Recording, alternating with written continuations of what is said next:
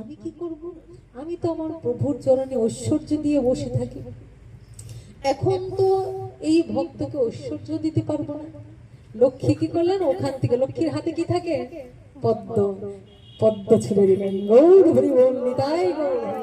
লক্ষ্মীর হাতের পদ্মটা ছুড়ে দিলেন, এসে পড়লো হাতির সামনে। হাতি এই ফুলকানাকে ধরে, লক্ষ্মীর আশীর্বাদের পুষ্ট ফুল, সেই ফুলটা তুলে তার সুরটা দিয়ে, প্রভু আমি তো সারা জীবন কিছু করতে পারিনি, ওই ফুলখানা তোমার চরণে দিলাম। অমনি আমার প্রভু কি করলেন? গরুর থেকে টান মেরে তাকে তুলে নিয়ে চলে গেলেন। গরুর হলো, আর তার মৃত্যু হলো না। এই হলো ভগবানের লীলা, এই হলো ভগবানের কৃপা। তিনি এমন কৃপাময়, কিন্তু আমরা তাকে ভালোবাসতে পারি না, আমরা তাকে ডাকতে পারি না। যদিও বা ডাকি, স্বার্থের কারণে ডাকি। ভগবান বলছে, আরে স্বার্থে পড়ে বিপদে পুরো আমায় ডাকো, তবুও আমি কৃপা করব। যেই ফুলখানা দিলেন, ভগবান গরুর থেকে ঝাঁপ মেরে, মানে অপেক্ষা করতে পারছেন না, গরুর যে দেরি করছেন, গরুর এই পিঠের থেকে ভগবান ঝাঁপ মেরে পড়ে তার ভক্তকে তুলে গরুর পিঠেও তুলে নিয়ে চলে গেলেন। ওই ভক্তটা কে জানো? ওই হাতি ভক্তটা কে জানো? ওই ভক্তটা হলেন ওই ইন্দ্রদম্ন রাজা। কিন্তু ভগবান আবার তাকে রক্ষা করলেন। মানে ওইটা দিয়ে আমাদের জানাচ্ছে যে অপরাধ করো না। বিশেষ করে সাধু গুরুর চরণে যদি আমরা অপরাধ করি, সব অপরাধের ক্ষমা যদিও বা হয়, সাধু গুরু বৈষ্ণব চরণের অপরাধের কোনো ক্ষমা নাই, ক্ষমা নাই, ক্ষমা নাই। আর ভগবান বলেছেন, অহং ভক্ত পরাধীন, আমি ভক্তাধীন। আমাকে ভালোবাসলে তুমি আমাকে পেতেও পারো, নাও পেতে পারো, কিন্তু আমার ভক্তকে যদি ভালোবাসো, তাহলে তুমি আমাকে পাবেই পাবে। আজ নয় কাল তুমি আমার দর্শন পাবেই পাবে। কত বড় আশ্বাস ভগবানের! তো ওইগুলি শ্রবণ করলে আমাদের চিত্ত মার্জিত হবে, আমরা ভগবত ধামে যেতে পারবো, নিজে শুধরাতে পারবো। আচ্ছা, এবার যে ভগবান দেখালেন যে আমাকে ভালোবাসলে আমাকে পেতেও পারো, নাও পেতে পারো, কিন্তু আমার ভক্তকে ভালোবাসলে সে আমাকে পাবে। ভক্তকে ভালোবাসলে তো তাকে পাবে, কিন্তু ভক্তকে যদি ভালো নাও বাসে, দুষ্ট হয়েও যদি তাকে ধরে থাকে, তারপরও সে ভগবানের দর্শন পাবে। ওই যে কুমিরখানা, ভগবানের ভক্ত হাতির চরণ ধরে রেখেছিল, নিতাই গৌর হরি, সঙ্গে সঙ্গে কুমিরও উদ্ধার হয়ে গেল। যেহেতু ভগবানের ভক্তের চরণ ধরেছিল, ভগবান এত কৃপাময়, চিন্তা করলেন আমার ভক্তের চরণ ধরেছে, তাহলে তাকেও উদ্ধার করে দিন। ওই কুমিরটাও উদ্ধার হয়ে গেল। তাহলে তিনি দয়াময়, তিনি করুণাময়, তিনি সহজে ক্ষুব্ধ হন না।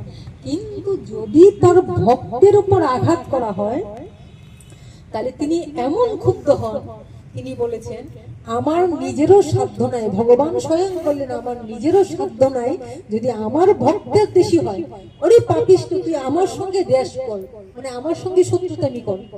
ভগবান বলছেন ভগবানের সঙ্গে শত্রুতামি করো, ভগবানের সঙ্গে তুমি অন্যায় করো, তবু আমি ক্ষমা করে দেইনি। শিশুপালকে ক্ষমা করিনি, ভগবান বলছেন কংসকে উদ্ধার করিনি। পুতনা আমাকে বিষ মিশিয়ে, মাতৃস্তনে বিষ মিশিয়ে আমাকে হত্যা করতে আসছে, আমি তাকে উদ্ধার করে দিইনি, ভগবান বলছেন। কিন্তু ওরে পাপিষ্ঠ, যদি আমার ভক্তকে দেশ করিস, দেশ মানে হিংসা, যদি আমার ভক্তের সঙ্গে শত্রুতা করিস, তবে আমারও সাধ্য নাই তোকে ক্ষমা করব। তাই আমরা দেখতে পাই কৃষ্ণ অবতারে তো আছেই, গৌর অবতার, কলিযুগের গৌর অবতার। চাপাল গোপালের নাম শুনেছ?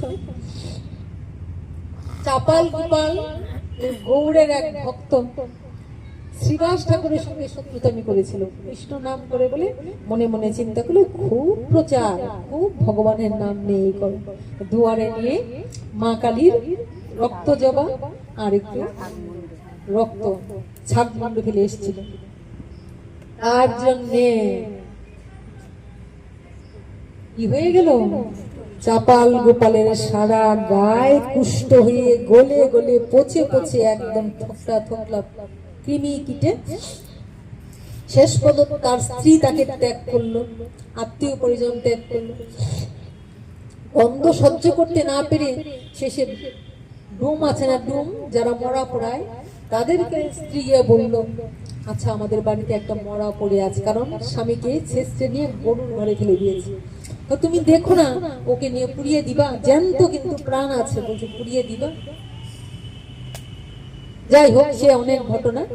তারপরে দেখা গেল শেষে সে যখন সাধুর কৃপায় বিভিন্ন সাধুর কাছে চরণ ধরে ধরে ক্ষমা চাইলো, বহু জায়গায় ছুটলো, মহাদেবের কাছে গেলেন, আমায় ক্ষমা করো, আমায় উদ্ধার করো, তুমি তো অল্পতে তুষ্ট, অসুতুষ, মহাদেব আমায় ক্ষমা করো। বলছে আমার প্রভুর ভক্তের সঙ্গে শত্রুতা আমি করেছি, আমার প্রভু যখন ক্ষমা করেনি আমি কি করে ক্ষমা করব? মহাদেব করেননি। গঙ্গার কাছে গেলেন, গঙ্গা বলে সাবধান, আমি সব পাপ নেই, কিন্তু তোর পাপ আমি নিতে পারবো না, প্রভুর ভক্তের সঙ্গে শত্রুতা আমি করেছি, আমি তোকে পাপ মুক্ত করবো না, করলেন না।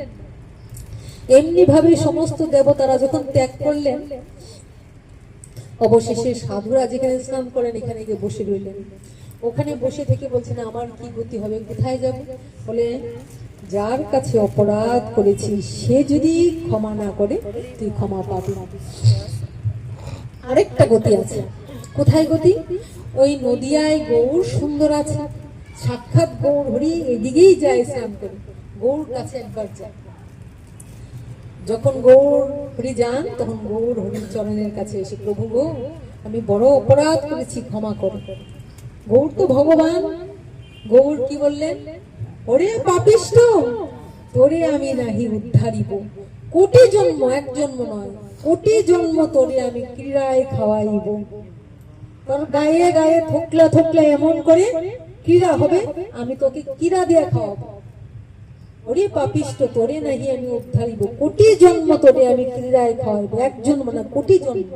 তুই এমন পাপ করেছিস, তুই আমার ভক্তের সঙ্গে দেশ করেছিস, ক্ষমা করলেন। তখন আবার বললেন কি আমি কি করব? গৌর তাকে উদ্ধারের পথ বলেন নাই, এত ক্ষুব্ধ হয়েছিলেন, মানে দেখালেন যে আমার সঙ্গে শত্রুতা করলে আমি ক্ষমা করেছি, কিন্তু ভক্তের সাথে ক্ষমা করিনি।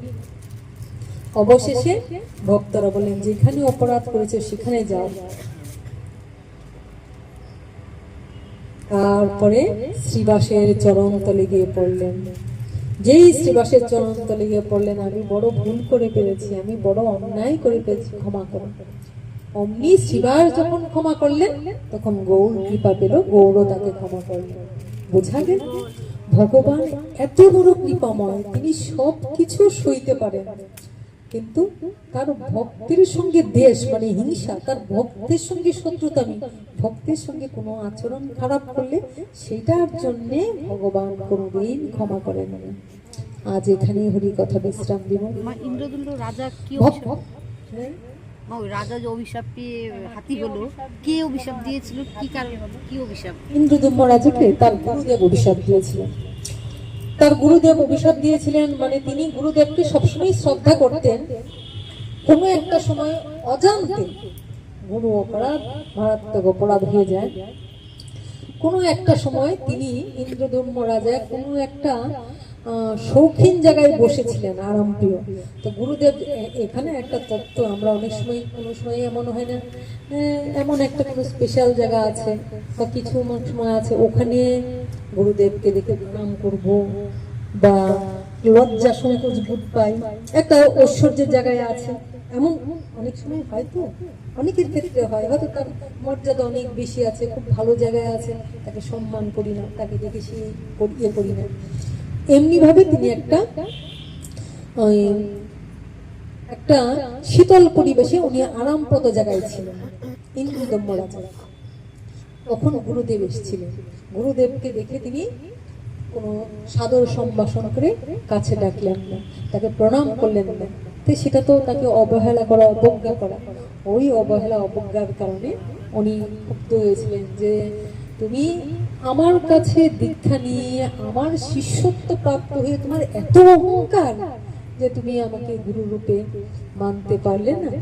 তোমার শৌখিনতার সুখের জন্য তুমি এত বড় রাজা হয়ে, এত সম্মানী হয়েও তোমার ভিতরে এই অহংকার গেল না। তাহলে এত বড়, যখন তুমি এত বড় হাতির নয় পশু হও, মানুষ না, মানুষ হয়ে এত বড় আসন পেয়ে যখন তুমি এমন কাজ করেছো, তো এত বড় বিশাল তুমি হাতি হও। তখন ইন্দ্রদম্ভ রাজা কান্না করে বলেছিল, তাহলে আমার কি গতি হবে? বলে, অভিশাপ যখন দিয়েছি তোমাকে তো হাতি হতেই হবে, কিন্তু একটা জিনিস যেন, সাধু গুরুর অভিশাপ কখনো তোমার ক্ষতি না, তোমার মঙ্গলই হবে। এখন যে তুমি খারাপ করেছো এই জন্য তুমি হাতি হয়ে যাবে, কিন্তু আমার আশীর্বাদেই তুমি আবার ভগবানের চরণ লাভ করবে, ভগবানই তোমাকে উদ্ধার করবে। আর তখন ওই তার পদে পড়েছিল, তখন ভগবান সেটাকে উদ্ধার করলেন, সেই ইন্দ্রদম্ভ রাজা। ভাবো, আজ এখানেই হরি কথা বিশ্রাম দিলাম। জয় নিতাই গৌর হরি। বাঞ্ছা কল্পতরু ভেষ্য কৃপা সিন্ধুভ্যেব চ পতিতানাং পাবনেভ্যো বৈষ্ণবেভ্যো নমো নমঃ। গতদিন আমরা আস্বাদন করেছিলাম রাজা সত্যব্রত রাজা, রাজা। আজকেও রাজা। কারণ হ্যাঁ, রাজা মনে আছে। আর একটু লাইন বলো, কি মনে আছে?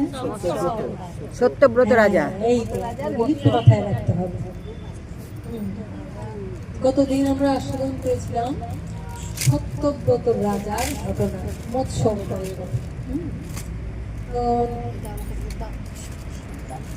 ভগবান কেন মৎস্য অবতার নিয়েছিলেন?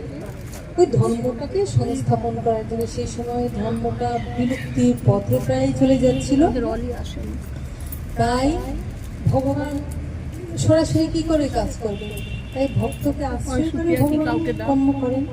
তাই ভগবান ওই পিছন দিকে দিয়ে দাও, দিয়ে সত্যব্রত রাজাকে আশ্রয়, মানে উনি তো ভক্ত, ভক্ত শ্রেষ্ঠ, তাই ভক্তকে আশ্রয় করে ভগবান মৎস্য অবতারের রূপ ধারণ করে। তখন প্রলয় আর করে সমস্ত কিছু ডুবে যাচ্ছিল, ধ্বংস হয়ে যাচ্ছিল, তাই তাকে আশ্রয় করে গাইড করলেন, এইভাবে তুমি সব কিছু আমার সঙ্গে যুক্ত করো। মানে তিনি ভগবানের সঙ্গে যুক্ত হয়েছেন, আর তাকে দিয়ে ভগবান সবাইকে উদ্ধারের পথ করলেন। যাই হোক, আজকে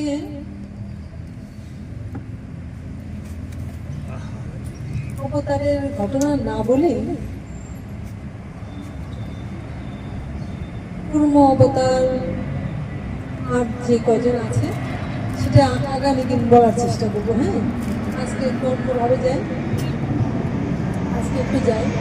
প্রথম কালকে একটু আগে আগে আসবো। হ্যাঁ, কালকে একটু আগে আগে আসবো, একটু তাড়াতাড়ি ধরার চেষ্টা করবো। আজকে একটু তত্ত্বের দিকে যাই, তত্ত্বের দিকে, লীলার দিকে পড়ে যাই। তত্ত্বের দিকে গেলে একটু নিরস লাগে। নিরস কেমন? যেমন নারিকেলের ছুবড়াটা, নারিকেলটা শক্ত, উপরে ছুবড়া, এটা কি সবাই খেতে পারে? অসম্ভব। এইবার ছুলে টুলে কেটে কেটে ভিতরটা বের করে দিলে তারপরে খেতে খুবই সুস্বাদু হয়, তাই না? কিন্তু পট করে দিলেই সবাই খেতে পারবে না। ওইটাকে কাটতে জানতে হবে, ভিতরে যেতে হবে, তারপরে শ্বাসটা বের করলে বেশ নারকেলটা খেতে বেশ ভালো লাগে। ডাবটা খেতে খুব ভালো লাগে। আর নারিকেলটা খুলে যদি ওটার সঙ্গে একটু চিনি দিয়ে নাড়ু করে দেওয়া যায় তাহলে আরো ভালো লাগে, তাই তো? তো এটা চট করে ফল দিলে যে চট করে কেউ খেয়ে ফেলবে তার উপায় না। প্রথমটা একটু বেশ কঠিন, এরকম তত্ত্বটা হলে এরকম একটু কঠিন। আচ্ছা, আমাদের যে দেহটা, আমাদের এই দেহটা পঞ্চভৌতিক দেহ। একটু সাইড করে দিন। আমাদের দেহটা একটু পঞ্চভৌতিক দেহ। পঞ্চভৌতিক মানে কি দিয়ে তৈরি? ক্ষিতি, অপ, তেজ, মরুদ, গম। সহজ ভাষায় যদি বলি তাহলে কি? মাটি, জল, আগুন, বায়ু, আকাশ। এই তো এই মাটি, জল, বায়ু, অগ্নি, আকাশ, এই তত্ত্ব। তাহলে আমাদের এই দেহটা এই পঞ্চভূত থেকে তৈরি। পঞ্চভূত দিয়ে তৈরি হয়ে শেষটাও হয় পঞ্চভূতের সাথে। আচ্ছা, কেউ এখানে কেউ আছো যারা কেউ মারা গেলে শ্মশানে যাও, এরকম কেউ আছো? যাও, গেছো? তুমিও গেছো? রাধে রাধে। শ্মশানে গেছো? গেছি, মায়ের বেলা গেছি। আচ্ছা, শ্মশানে তাহলে দেখা হয়েছে। আমরা গেছি তোমার একটা কলসি, একটা কলসি দেয় না? কলসির খুঁটি কটা দেয়? খুঁটি, হ্যাঁ? ও, তাহলে খুঁটিতে করে নিয়ে যেত। এখন তো ইলেকট্রিক চুল্লি না না, হয়েছে। খুঁটি পোতে। এখন এগুলো ওই নিচেতে যেখানে আমরা নেমে যেতে হয়, যে মা ওখানে ওই নাভি কুণ্ডটা বলে ওইখানে পাওয়া যায়। এখন আদৌ সেটা দেয় কি না দেয় ইয়ে নয়। আচ্ছা, যাই হোক, এখন তো আসলে হ্যাঁ অত্যাধুনিক সব হয়ে গেছে। এখন মানুষ এই কষ্টটা দেখতেও পারে না। একদিকেও ভালোই হলো, বলো, একদিকে ভালোই হলো, কারণ ওটা খুব বেদনাদায়ক। কেন বেদনাদায়ক? কারণ আমরা তো মায়ার বশবর্তী, মায়া অতিক্রম করা এত সহজ কথা নয়। আচ্ছা, তখন কলসি থাকতো, যেখানে পুরানো হয় এখানে একটা কলসি দেওয়া হয়, মাথার কাছে একটা কলসি দেওয়া হয়। আর কলসিটার চারদিকে চারটা খুঁটি দেওয়া হয়, নিয়ম। চারটে খুঁটি দিয়ে ওটার মাঝখানে কলসিটা বসানো হয়। কলসিটার মধ্যে জল দেওয়া হয়। কেন দেওয়া হয় মাথার কাছে? কারণ ওই কলসিটা হলো পঞ্চভৌতিকে তৈরি। আমাদের দেহটা যেমন পঞ্চভৌতিক, পঞ্চভূত থেকে তৈরি, কলসিটাও পঞ্চভূত থেকে তৈরি। কেমন ভাবে? দেখো, মাটিটা নিচ্ছে, এবার মাটিটা মাখাতে কি প্রয়োজন? জলের প্রয়োজন। তো জলটা নিয়েছি, জলটা দিয়ে মাখিয়েছি। তারপরে বাতাস শুষ্ক করছে, বাতাস শুষ্ক করছে। কয়টা গেল? তিনটে। তারপরে আগুনে পোড়াচ্ছে, কয়টা গেল? চারটে। এইবার ওই আগুনে পোড়ানোর পর দেখো আমাদের দেহের মতন তৈরি হচ্ছে। তো আগুনে পোড়ানোর পরে যে কলসিটা তৈরি হলো, তো কলসিটার ভিতরটা যে ফাঁকা, ওইটাই তো শূন্য আকাশ তৈরি হলো। ওইটা ভিতরটা যে ওইটাই শূন্য, মানে আকাশ তৈরি হলো। আকাশ তত্ত্ব পাঁচটা ভৌতিক জিনিস, পাঁচটা তত্ত্ব। আর কলসির মধ্যে যে জলটা দেওয়া হয়, জলটা হলো আমাদের প্রাণ স্বরূপ। জলটা যে টলমল টলমল করছে, এই জলটা হলো আমাদের প্রাণ স্বরূপ। এবার অনুভব করা, আমাদের দেহটা ওইভাবেই তৈরি হয়েছে, আর জলের মতন টলমল টলমল করছে আমাদের এই প্রাণটা। আচ্ছা, এইবার কলসিটাকে যারা না দেখেছে তারা পারবে না। কলসিটাকে এইভাবে দেওয়া হয় এটা অনুভব করার জন্য, যে জলটা হলো আমাদের প্রাণ স্বরূপ। কলসিটা ভেঙে দিলে প্রাণটা চলে যায় এই পঞ্চভৌতিক দেহ। আচ্ছা, এইবার এই কলসিটাকে যে ভাঙা হয়, এটা কিন্তু পিছন ফিরে ভাঙা হয়। কলসিটা পিছনে থাকে, পিছন ফিরে এই কলসিটাকে ভাঙা হয়। কি দিয়ে ভাঙা হয়? একটা কুড়ুল দিয়ে, কুড়ুলের মতন। এখন এগুলি সব নিয়ম করে ফেলেছে, কিন্তু একটা কুড়ুল টাইপের বা যাই হোক, মোট কথা কলসি ভাঙতে পারে আমার একটা কঠিন জিনিস দেওয়া হয়, পিছন ফিরে ভাঙা। ওটা কেন করা হয়? ওই যে ভাঙার কুড়ুল বা বড় লাঠি যেটা হয়, এটা হলো মৃত্যু। এটা হলো মৃত্যু, মানে মৃত্যুটা যে কখন আসি পিছন ফিরে দেখছি না, মানে কেউ জানে না। তত্ত্ব হলো এটা, মৃত্যুটা যে কখন আসছে আমরা কিন্তু কেউ জানি না। হ্যাঁ, যে কোনো সময় মৃত্যু তোমাকে ধরতে পারে। ওটা দিয়ে ভেঙে দিচ্ছে মানে না, আমরা দেখতে পাচ্ছি না। আমরা জানি মৃত্যু হবে, কিন্তু আমরা জানি না কখন মৃত্যু হবে, জানি না। ওই পিছন ফিরে দেখছি মানে কি, আমরা দেখতে পাচ্ছি না কখন যে মৃত্যু আমাদের শেষ হবে। কলসি ভেঙে দিলে মানে শেষ, জলটাও বেরিয়ে গেল, প্রাণটা। তারপরে বলছে আর পিছন ফিরে তাকাবে না। কেন পিছন ফিরে তাকাবে না? মানে শেষ তো, যা হওয়ার সব শেষ। আর তা কি হবে? তাকালে কি সে আর আসবে? বরং দেখলে কষ্ট লাগে। সামান্য একটা খেলনা, প্রিয় জিনিস যদি আমরা দেখি, আমার ভেঙে যায়, আমাদের কত কষ্ট হয়। আর যেই দেহটাকে এত যত্ন করেছি, এত ভালোবেসেছি, তিলে তিলে করে এত সাজিয়েছি, ওই দেহটা যদি দেখি ওই আগুনে পুড়ে যাচ্ছে, শেষ হয়ে যাচ্ছে, সহ্য করা যায়? যায় না। ওই জন্যই বলছে পিছন ফিরে তাকিও না, ভয় দেখায় ভূত এই ধরবে, তো এই না, এই তত্ত্ব শেষ, যা ছিল শেষ, এটা তাকিয়ে কি দেখবে, ছেড়ে দাও।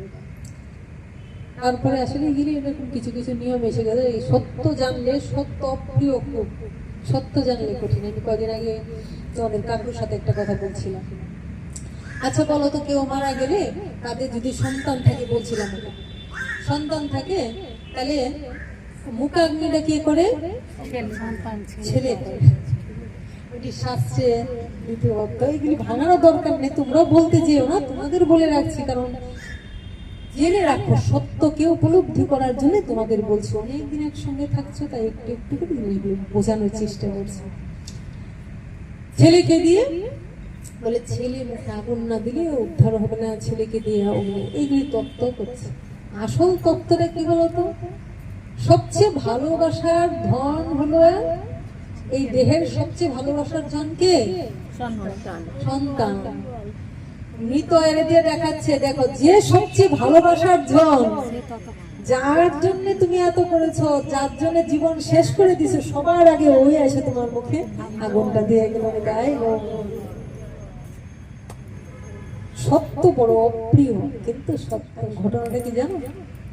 সত্য জানলে ওটা দেখাচ্ছে যে ওই হলো তোমার প্রাণ স্বরূপ। ওকে তুমি নিজে না খাইয়ে খাইয়েছো, মাথার ঘাম পায়ে ঝরিয়ে রক্ত, মাথায় শরীরে রক্ত ঝরিয়ে যা করেছো, মানে ওকে দিয়ে দেখো অন্য দূরের জন পড়ে, ওই সবার আগে তোমার মুখে আগুন দিবে। তাহলে কার জন্য এই পৃথিবীটা কি দুনিয়া কঠিন। তারপরে এগুলিকে নিয়ম বেঁধে দেওয়া হয়েছে, গাই হরি। এখন এগুলি নিয়ম হয়ে গেছে। আরো আরো গোবিন্দ যদি চান, গোবিন্দ যদি রাখেন, তবে আরো আরো কিছু, অনেক কিছুই জানবা, সত্য সত্য উপলব্ধি করবা। ভগবানকে কে কে দেখতে চাও? এখানে সবাই তো ঠাকুরকে ভালোবাসো, ভগবানকে দেখতে চাও তো? এই কেউ তো কথা বলছে না, ভগবানকে দেখতে চাও তো? হ্যাঁ, কেউ দেখতে চাইছো না, তাহলে কেন আসছো এখানে? ও, কে কে দেখতে চাইছো? চাইছো তাই, তোমরা চাও না তো? ঠিক আছে, মনে রাখো, কিন্তু সময় আসলে কিন্তু দেখতে পারবে না, কিন্তু ঠিক তো? তোমরা দেখতে চাইছো তো? আচ্ছা, হ্যাঁ, মাই তো বলছে যে ভগবানকে দেখতে চাও তো? যারা যারা বলছে দেখতে চাই, তারাই কিন্তু দেখানো হবে, দেখানো হবে, ভগবানকে দেখানো হবে। ভগবান তো আছেন, ভগবান তো অবতার ধারণ করেন, করেন তো, শাস্ত্র তো তাই প্রমাণ দিয়েছে না? তাহলে ভগবানকে মা বাবাকে তো মাই দেখান না, তো ওই হিসেবে আমি বলছিলাম তোমরা কিন্তু হাত তোলো না, তোমরা কিন্তু কেউ দেখতে চাও না, তাহলে ওখানে দাঁড়িয়ে থাকতে হবে, মনে থাকে যেন। আর যারা যারা বলছো তাদেরকে দেখানো হবে, যদি ঠাকুর সময় সুযোগ দেন, নিশ্চয়ই দেখাবো। কারণ ভগবান আসেন, এই সময়ই আসেন, অলরেডি ভগবান এসেও গেছে, কিন্তু গুপ্ত আছেন, ব্যক্ত হতে সময় লাগবে। ভগবান তো দেহ ধারণ করে আসবেন, কোন একটা আশ্রয় করে আসবেন। ভগবানের দুইটা রূপ, একটা ঐশ্বর্যের রূপ আর একটা মাধুর্যের রূপ। মাধুর্যের লীলাটা শেষ। এখন যে ভগবান ঐশ্বর্যের রূপটা আছেন, মানে যেই রূপে ভগবান যুদ্ধ বিগ্রহ করেছিলেন, যেই রূপে পৃথিবীটাকে কল্কি অবতারে, হ্যাঁ, যা কিছু করছেন কল্কি অবতার রূপে, দুষ্টের দমন, সৃষ্টের পালন, যা কিছু, সেই ভগবান শাস্ত্রে বলছে যে কোথায় জন্ম হবে, কোথায় আছেন, কিভাবে আছেন, সেই অবস্থাতেই অবস্থান করছেন। গল্প বলছি না, সত্যি বলছি। সময় হোক, আর ভাগ্য থাকলে নিশ্চয়ই সেটা দেখা সম্ভব না। যাই হোক, এইবার কুমারী পূজা দেখেছো? কুমারী পূজা করে, কুমারী পূজাটা করে যে এখানে একটা তত্ত্ব ভেঙে দিয়ে যায়। এগুলো আরো অনেক জানতে পারবে আস্তে আস্তে, সময় ভগবান চাইবে। কুমারী কুমারী পূজাটা কেন করা হয় না, ততক্ষণ পর্যন্ত তার মধ্যে সেই শক্তিটা মানে কুটাকে যে মেরে দিয়েছে, বুঝছো, ওই জন্য কুমারী রূপটাকে দেখানো হয়। তো যাই হোক, আজকে আমরা একটু দেহতত্ত্বের কথা বললাম, যে দেহটা কি করেছে, যে এই পঞ্চভৌতিক দেহ, কলসিতে জল দেওয়া হয়েছে, এই কলসির জলটা মানে প্রাণ স্বরূপ ভেঙে দেওয়া হয়েছে। আমাদের মৃত্যু কখন আসবে, কখন আমাদের গ্রাস করবে, আমরা কেউ জানি না। তাহলে যেহেতু আমরা জানি না, যদি আমরা এই দেহটা হারিয়ে ফেলি, তাহলে কিন্তু আর কৃষ্ণ ভজন হবে না গো, হরি ভজন হবে না। তাহলে ভগবানকে দেখার জন্য চোখ তো তৈরি করতে হবে, গুরুর সান্নিধ্যে এসে হরি কথা শ্রবণ করে, হ্যাঁ, নিরপরাধ হয়ে ওই হৃদয়, ওই মন, ওইগুলি আগে তৈরি করতে হবে। নাহলে তো হিরণ্যকশিপুর মতন, কংসের মতন ভগবানকে দেখে উপলব্ধি করা যাবে না। তার জন্যই সাধু সঙ্গ করা, তাই জন্যে শাস্ত্র অধ্যয়ন করা, শাস্ত্রের মর্মার্থ তুলে ধরা। জয় রাধে। তো এই দেহ যদি আমাদের শেষ হয়ে যায়, আমরা কিন্তু আর মনুষ্য দেহ পাবো কি না পাবো আমরা জানি না।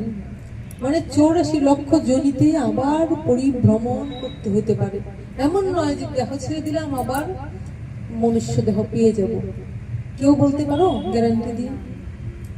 কারণ জ্ঞানে অজ্ঞানে পাপ হচ্ছে, তো জ্ঞানও করছি অজ্ঞানও করছি, অজ্ঞানে করো পাপ, তাহলে পাপ থেকে তো নিস্তারের পথ নেই। তাই হরি কথা শ্রবণ, তাই হরি নাম করা, তাই নামইব কেবলম, কেবল হরি কথা কও, হরি গুণ গাও, হরি নাম রসে সদা মত্তর, হরি নাম গীতি গাও নীতি নীতি, অন্য কোনো গেও না।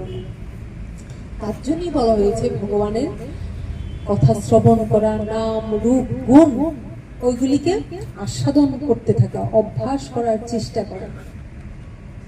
এই যে সারা বছর পড়াশোনা করছে একটা স্কুলের স্টুডেন্ট, সারা বছর পড়াশোনা করেই যাচ্ছে, একদিনেই তাকে পরীক্ষা দিতে হয় না, পরীক্ষার যখন সময়, একটা নির্দিষ্ট সময় তাকে পরীক্ষা দিতে হয়, আর তখনই কিন্তু রেজাল্টে বের হয়। রেজাল্টটা কি ধুম করে বেরিয়ে যাবে? পরীক্ষা দিতে দিতে তৈরি হয়ে এইবার দেখা যায় কে কে প্রস্তুত হয়েছে, কে কে পরীক্ষা দিয়ে সফলতা অর্জন করার ক্ষমতা লাভ করেছে।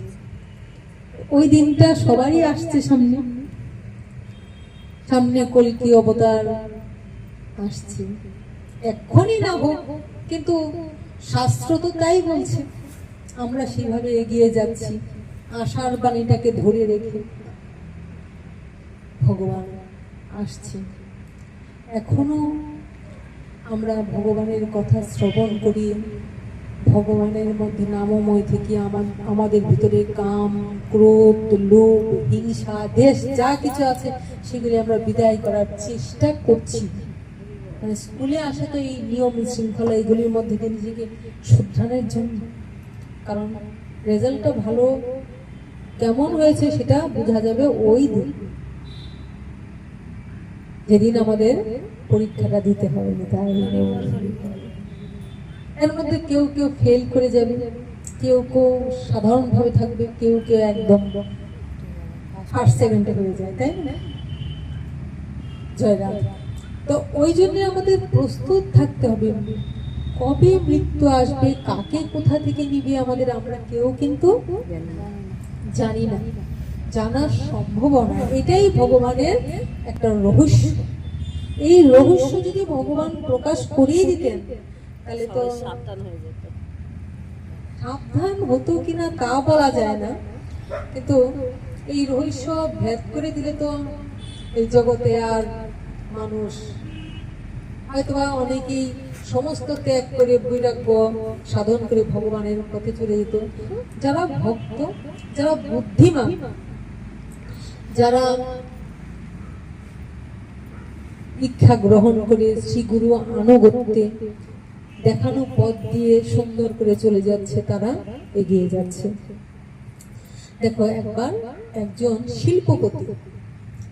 শিল্পপতি মৃত্যু কিভাবে আসে বলছি।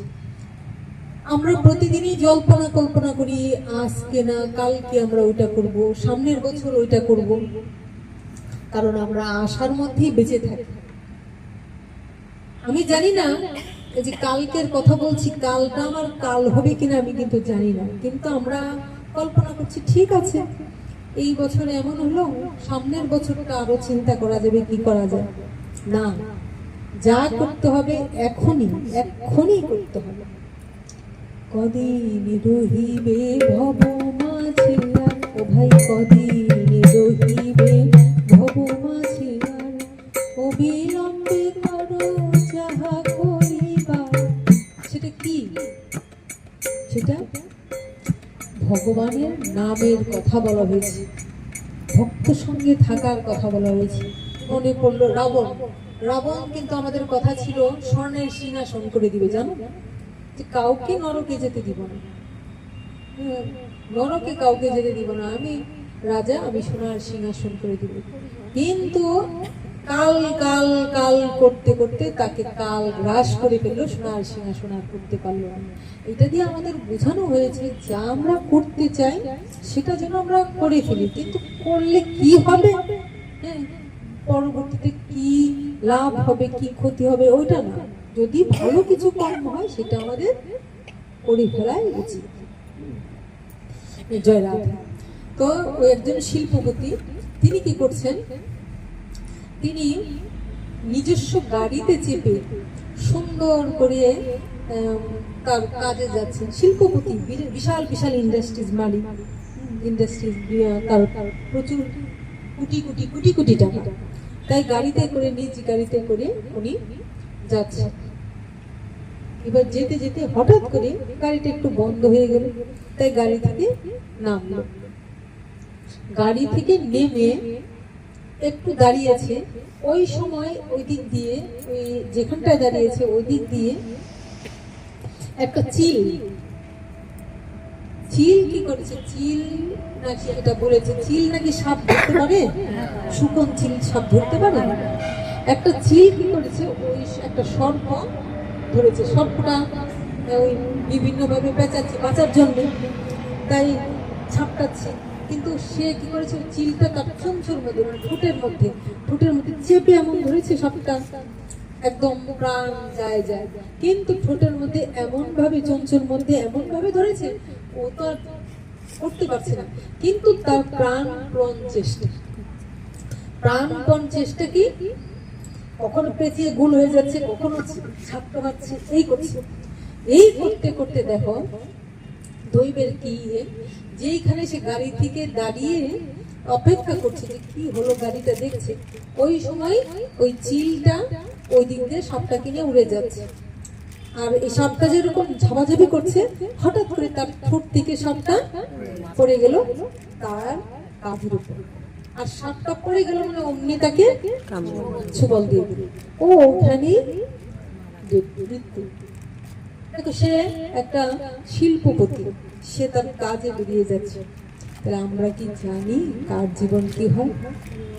ওখানেই তার মৃত্যু হয়ে গেল। কোথায়? আকাশ পথ দিয়ে সে তার খাদ্য ধরে নিয়ে যাচ্ছিল, আর সে সুস্থ মানুষ বাড়ি থেকে বেরিয়ে যাচ্ছে, ওখানেই পড়লো, সবকটা তাকে দংশন করলো, সে ওখানেই মরে গেল, তার আর কাজে যাওয়া হলো না। আবার সঙ্গে সঙ্গে চিলটা নেমে ঠুকর দিয়ে ওই সাপটাকে নিয়ে গেল, সাপটাকেও খেয়ে নিল। ওখানে সাপটার মৃত্যু হয়ে গেল। কিন্তু সাপটার মৃত্যু হলো ঠিকই, কিন্তু সাপটার মৃত্যু হওয়ার আগে সে তার কর্মটাকে করে গেল। যার মৃত্যু তার দ্বারা ছিল, তার দ্বারা কিন্তু তার মৃত্যু হয়ে গেল। এই যে আমাদের মৃত্যু, আমরা কেউ জানি না কিভাবে, আমরা কি কোথায় কিভাবে লেখা আছে জানি না কিছু। এবার এখানে বলা হয়েছে, দেখো ভগবান শ্রীকৃষ্ণ, ভগবান তো ভক্তকে আশ্রয় করে পৃথিবীতে আসেন। তো ভগবান ওই ধরাদ্রোণটা ছিল নন্দ যশোদা, ধরাদ্রোণ। আর দেবকী বসুদেব ছিল কৃষ্ণী সুতপা। তাদেরকে আশ্রয় করে এসে নন্দ যশোদাকে পিতা মাতার ভূমিকায় ওদের সঙ্গে সমস্ত খেলা খেললেন, তাদের সঙ্গে সবকিছু করলেন। এটা আমি ওদের ওই কাহিনীতে যাব না, অনেক কিছু বলেছি, আজকে একটু অন্যরকম বলছি। ওই যাই হোক, কৃষ্ণ কোথায় খেলা করছেন, কোথায় বড় হয়েছেন, শাসনে সোহাগে আদরে ভালোবাসায় ওই নন্দ যশোদার কাছে, ওই আঙ্গিনেই খেলা করেছেন। এইবার কৃষ্ণ যখন নন্দ যশোদাকে ছেড়ে যায়, দেবকীকে ছেড়ে সেখানে খেলায় এলো। এবার নন্দ যশোদার কাছ থেকে যখন কৃষ্ণ চলে যায়, কংস প্রেরিত হয়ে যখন যাচ্ছিল, সে দেবকী যশোদা নন্দরাজ কত কেঁদেছেন, কত কষ্ট পেয়েছেন। সেই কষ্ট মনে হয় চিতার আগুনের মতন তাদের বুকে ধাও ধাও করে জ্বলছে, কারণ ভালোবাসা এমন। কৃষ্ণ প্রেমের আগুন যদি কারো হৃদয়ে লাগে, সেই কষ্ট অনেক সাংঘাতিক। কিন্তু ভগবান এত কৃপাময়, যদি ভগবত প্রেমের আগুন, কৃষ্ণ ভক্তির আগুন যদি কারো হৃদয়ে লাগে, তাহলে ভগবান তাকে হৃদয়ে আবার একটা শীতলতা, শান্তিও দান করেন। কৃষ্ণ কথার মধ্য দিয়ে, সাধু সঙ্গের মধ্যে দিয়ে তারা আবার শান্তি অনুভব করে। ওই আগুনটা তাদের ক্ষতি করে না, বরং বজ্রে তুলো আগুন করো আমার যত কালো, ওই আগুন দিয়ে আমার ভিতরের যে পাপ রাশিগুলি আছে, কালো গুলো আছে, ওইগুলি ছাড়খাড় করিয়ে দিয়ে, এই কাঁদতে কাঁদতে অনুশোচনা করতে করতে তার যতটুকু পাপ বাকি আছে সেটাও ভস্য হয়ে যায়, জয়নাথ হয়ে গিয়ে সব ভগবত সবার উপযোগী হবে। যদি আমরা ভগবানকে ভালোবাসতে পারি, যদি আমরা সাধুগুরুকে তেমন ভালোবাসতে পারি, ওই আগুনটা আমাদের ঊর্ধ্বগামী করে, ভগবানের দিকে নিয়ে যায়। কারণ ওইটা আমাকে পুড়িয়ে ধ্বংস করে না, ওইটা আমাকে পুড়িয়ে আলো জ্বালিয়ে দেয়, হ্যাঁ, সেখানে আমাদের সুন্দর করে দেয়। জয় রাধা। তো যাই হোক, আমি বলছি, নন্দ যশোদা তো কৃষ্ণ বিরহে শত বছর রাধারানী যেমন কেঁদেছিল, নন্দ যশোদাও কিন্তু মরে যায় না, জীবিত থেকে কিন্তু তারা কৃষ্ণ বিরহে কেঁদেছে, শুধু কেঁদেছে, কিন্তু তারা মরে যায় না। কারণ কৃষ্ণ যদি কাউরে ভালোবাসে, তাকে কোনোদিন মারবে না, পুড়িয়ে তাকে ভগবানের সেবার উপযোগী করে না। তাই তারা কষ্ট পেয়েছে, কিন্তু কৃষ্ণ কৃষ্ণ বলেই কেঁদেছে। ব্রজগোপিকারা কষ্ট পেয়েছে, কৃষ্ণ কৃষ্ণ বলেই কেঁদেছে। কৃষ্ণকে ভালোবাসার একটা মূল ব্যাপার, ওই কৃষ্ণ প্রেমের আগুন যদি কারো লাগে, তার মৃত্যু নাই, তাকে বাঁচিয়ে রেখে তার যতটুকু খাদ আছে সেটাকেও খাঁটি করে দেন। তাহলে এখানে আমরা দেখলাম নন্দ যশোদা শত বছর কষ্ট করলেন কৃষ্ণের জন্য, কেঁদে কেঁদে কৃষ্ণময় হয়ে অন্তিমে কৃষ্ণ চরণ প্রাপ্ত হলেন। আর ত্রেতা যুগের যে রামচন্দ্র, ত্রেতা যুগে যে রামচন্দ্র এলেন, সেই রামকৃষ্ণ একজনই তো, কিন্তু ত্রেতাতে যে রামচন্দ্র এলেন, কাকে আশ্রয় করে? সেখানে বাবা কে ছিলেন? দশরথ। দশরথ কে ছিলেন? দশরথ, রাজা দশরথ। কিন্তু দশরথ কিন্তু রামের বিরহ সহ্য করতে পারলেন না।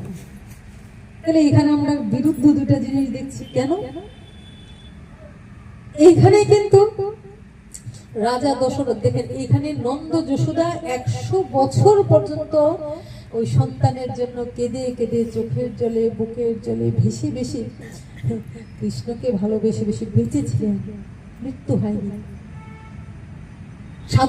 মৃত্যু হয়নি মানে কি, তারা সাধনা করতে পেরেছিলেন। দশরথ কথার অর্থ কি? দশরথ নামের অর্থ হলো 10টা রথকে যিনি বশ করেছেন, তিনি হলেন দশরথ। জয় রাম। 10টা রথ কি? 5টা জ্ঞানেন্দ্রিয়, 5টা কর্মেন্দ্রিয়, চক্ষু, কর্ণ, নাসিকা, জিহ্বা, ত্বক। চক্ষু নানান দিকে ছুটে, মন নানান দিকে ছুটে, এইগুলিকে বশ করেছিলেন। যদি কোনো একটা স্পর্শে আনন্দ পায়, ধরো একটা কোনো ওই মখমলের কাপড়টা ধরে, বাহ বেশ ভালো লাগে, আরেকবার একটু ধরতে ইচ্ছে করে, স্পর্শ সুখ অনুভব করে, ওইটাই চায়, তাই তো? তাহলে এইগুলিকে তিনি কন্ট্রোল করেছিলেন, বশ করেছিলেন, তাই তিনি দশরথ। কিন্তু মানুষ, সাধারণ মানুষ কিন্তু এইগুলিকে বশ করতে পারে না, পারে না। তাকে কিন্তু ওই ইন্দ্রিয়গুলি উল্টো বশ করে, তখন সে পশুর মতন হয়ে যায়। কি করবে, পাজেল হয়ে গিয়ে সে বুঝতে পারে না। এদিকে যাবে, চোখ টানছে এটা সুন্দর, মন টানছে এটা সুন্দর, ওইদিকে আমার ওই গাড়িটা করতে হবে, ওই আমার বাড়িটা করতে হবে, আবার মানে সব দিকেই ধরতে চায়, মানে আটকে যায়। মানে ইন্দ্রিয়গুলি তাকে এমন ছোটায়, সে হিতাহিত জ্ঞান শূন্য হয়ে ওর মধ্যে ডুবে পড়ে।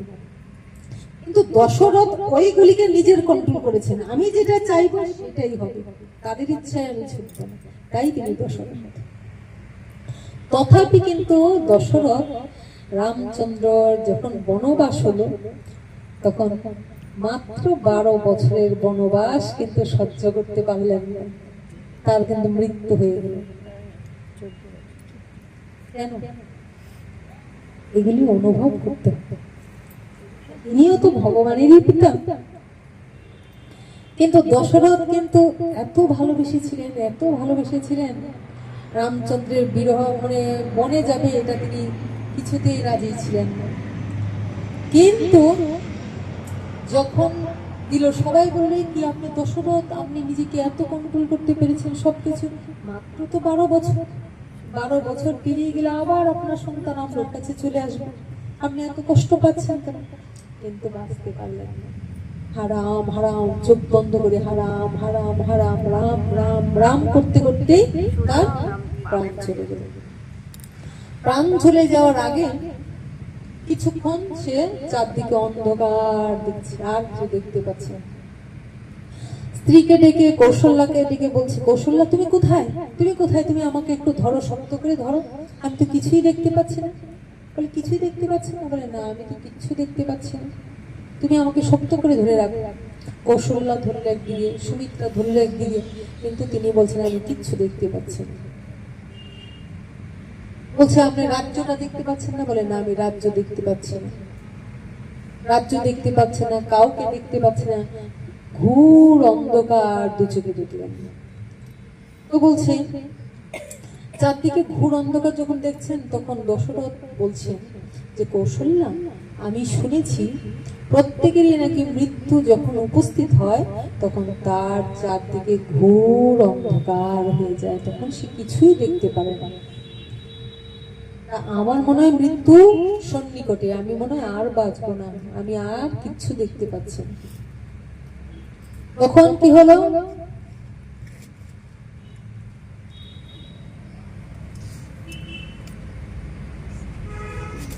মনটা এদিকে, চোখটা ওদিকে কেন? আমি তো দেখি সবাই, তোমরা কতটুকু মন দিয়ে শুনছো কথাগুলো আমি লক্ষ্য করছি। চোখটা ওদিকে চলে গেলে কথাটা মিস হয়ে যাবে, কথাটা লক্ষ্য করতে হবে। কি বলছিলাম? অন্ধকার তো গেলই। তো বলছি শুনেছি মৃত্যুর সময় নাকি চারদিক অন্ধকার হয়ে যায়, তা আমি কিছুই দেখতে পাচ্ছি না, কিছুই দেখতে পাচ্ছি না। বলে না, আমি তোমাকে দেখতে পাচ্ছি না, আমি রাজ্য দেখতে পাচ্ছি না, নদী দেখতে পাচ্ছি না, কিচ্ছু না, কোনো আলো নাই, ঘোর অন্ধকার, আমার মৃত্যু মনে হয় সন্নিকট। বলে কিছুই দেখতে পাচ্ছি না? বলে না, কিছুই দেখতে পাচ্ছি না, শুধু একটা জিনিস দেখতে পাচ্ছি। কি দেখতে পাচ্ছি? শুধু দেখতে পাচ্ছি আমার যখন যৌবনকাল ছিল, রাজা দশরথ বলছে, আমি যখন যুবক ছিলাম, আমি তো রাজা দশরথ, তো ওই যৌবনকালে আমি এমন, রাজারা তখন কি করতেন, ওই পশু শিকার করতে বনে যেতেন, এটা শখ, তাদের শখ ছিল। আমি তখন পশু শিকার করার জন্য ওই তীর ধনুকের এত চালনা জানতাম, এত সুন্দর তীর ধনুক চালাতে পারতাম, যে কেউ আমাকে রাস্তায় দেখলে বলতেন দশরথ যে দশরথী, যুবক দশরথ এত সুন্দর বাণ নিক্ষেপ করেন। কেউ তো হরিণটাকে দেখে, কোনো একটা প্রাণীকে মারবে দেখে, বুঝতে পেরে টার্গেট করে তারপর সেটাকে বাণ মারে, তীরবিদ্ধ হয়। কিন্তু রাজা দশরথ না দেখেই, শব্দ শুনেই তিনি এমন বাণ নিক্ষেপ করতেন, একদম বাণ মিস হতো না। শব্দটাকে অনুভব করে যত দূরে হোক এমন ভাবে বাণ নিক্ষেপ করতেন যে ওখানে গিয়ে বিদ্ধ হতো। কোনো সময় তার শিকার হাতছাড়া হতো না। এত তার যশ ছিল, এত তার খ্যাতি ছিল রাজা হিসেবে, সবকিছুতে তার সবাই জয় জয় করত। এটা কে বলছেন? রাজা দশরথ বলছেন স্ত্রীর কাছে, কৌশল্যার কাছে। তো সেই সময় আমি একটা পাপ করে ফেলেছিলাম, ওই পাপের শাস্তি মনে হয় আমি পাচ্ছি। কৌশল্যা বলছে কি বলছেন? বলে হ্যাঁ, আমি তখন হরিণ শিকার করতাম, বনে গিয়ে যা খুশি করতাম, এবং সবাই জানতো এটা আমার একটা মনে অহংকার ছিল, আনন্দ ছিল। কিন্তু একদিন কি ঘটনা ঘটলো, আমি হরিণ ভেবে সন্ধ্যে নাগাদ হরিণরা ঘরে ফিরতে থাকে, তাই বনের আড়ালে একটা গাছের আড়ালে একটু দাঁড়িয়েছিলাম। তখন মনে হলো যে হরিণ এসে জল পান করছে, সামনে নদীতে ওরা তৃষ্ণার্ত জল পান করছে। ওই জল পানের শব্দটা শুনতে পেয়ে আমি বাণ নিক্ষেপ করেছিলাম। অমনি করে একটা চিৎকার দিল, একটা মানুষের কণ্ঠ শুনতে পেলাম। ওই কণ্ঠস্বরটা শুনে কি হলো, এটা তো কোনো মানুষ কাঁদছে, কি হলো? তখন তিনি দৌড়ে গেলেন, দৌড়ে গিয়ে দেখলেন তীরে পড়ে গেছে একটা মুনির পুত্র। মুনির পুত্র পড়ে কান্না করছে যে কি করলেন আপনি, কি করলেন আমাকে, আপনি বিনা দোষে বিনা অপরাধে কেন আমাকে মারলেন? আপনি কত বড় ক্ষতি করেছেন, কত বড় পাপ করেছেন। আমার মৃত্যু হয় আমার কোনো দুঃখ নেই, আমার মৃত্যু হতো, কিন্তু আমি যে আমার বাবা মা, বৃদ্ধ বাবা মা চোখে দেখতে পায় না, তাদের দেখাশোনা করার কেউ নেই। আমি আমার বাবা মার সেবা করি, আমি জল নিয়ে দিলে তারা পান করে, আমার বাবা মা তো না খেয়ে মরে যাবে। এত বড় পাপ কেন করলেন? তখন রাজা খুব দুঃখ করছে। তখন রাজা দুঃখ করে বলছে আমায় তুমি ক্ষমা করো, বিশ্বাস করো আমি তোমাকে মারতে চাইনি, আমি ইচ্ছা করে কোনো অপরাধ করিনি। আর ঋষিপুত্র বলছে তুমি মহাপাপ করে ফেলবে, মহাপাপ করে ফেলবে, তুমি এই পাপ থেকে আর উদ্ধার পাবে না। রাজা বলছে আমি কি করতে পারি, যা করে ফেলেছি করে ফেলেছি, কিন্তু এটা তো আমার কোনো দোষ ছিল না, আমি তো হরিণ ভেবে বেড়েছি। এই যে বললাম জ্ঞানে অজ্ঞানে পাপ হয়ে যায়, তা আমি কি করতে পারি, কি করলে আমি পাপের হাত থেকে মুক্তি হবে? বলে এই পাপের হাত থেকে কোনো মুক্তির পথ নেই, কিন্তু একটা উপায় আছে। আমার বাবা মা অমুক জায়গায়, বৃদ্ধ বাবা মা, আমি তাদেরকে দিনের বেলা করে কাঁধে, ওটা কি বলে, বাঁকে করে নিয়ে ঘুরি, তারপর তাদেরকে বাঁকে বলে না, ওইগুলির মধ্যে করে নিয়ে ঘুরি আমার বাবা মাকে। আমি আমার সারা জীবনের তীর্থ পুণ্য এইটাই, বাবা মার সেবা করা, আর তাদেরকে সেবা করি, যত্ন করি, তাদেরকে খাওয়াই।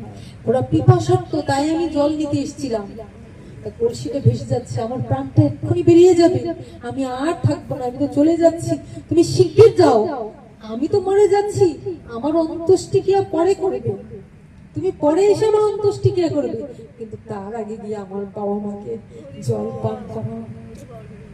আমার বৃদ্ধ বাবা মা দুজনই অন্ধ, তাই তাদেরকে আগে পিপাসার্ত, তাদের তৃষ্ণা নিবারণ করো, যাও।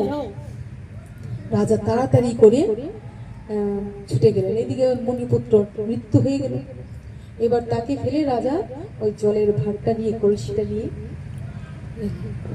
ওখানে গিয়ে তাদেরকে জল দিতে চাইলেন, কিন্তু অন্ধ যারা দীর্ঘদিন ভালোবাসা, অন্ধ না ঠিক, যারা যাকে ভালোবাসে তারা ভালোবাসতে বাসতে এতটা তাদের তীব্রতা হয়, ভালোবাসার মানুষের অনুভব তারা করতে পারে।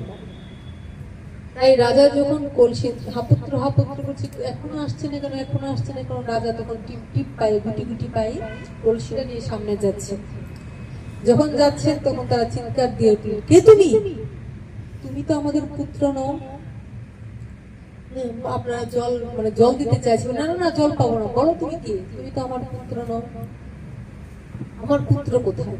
তখন রাজা ভেঙে বলতে বাধ্য হলেন যে আমার কোনো দোষ ছিল না, আপনার পুত্র মৃত্যুবরণ করেছে আমারই বাণের আঘাতে।